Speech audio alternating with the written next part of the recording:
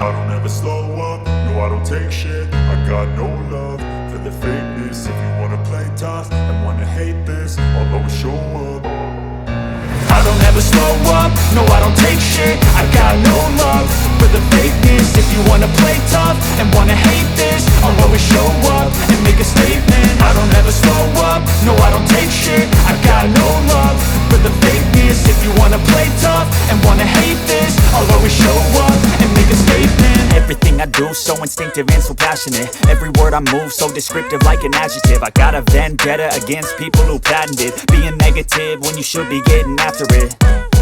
I got facts over tracks, this and that. Spitting slow, spitting fast. I could roast, I could gas. Think I'm okay at last, but I don't know if that can erase all the past. And the pettiness, a reflection of the emptiness. Hilarious, you think you're worth my time, you're delirious. Mysterious, because you hide behind a fake exterior. Inferior, you know I'll always be a bit superior. Get off of me, this ain't no humble brag. I want you to hear words, you can say them back. I want you to feel free from the chains at last, and to believe in what you got, it was built to last, yeah. Now that I've been put through hell, I never got anyone's help. I had to do it all myself.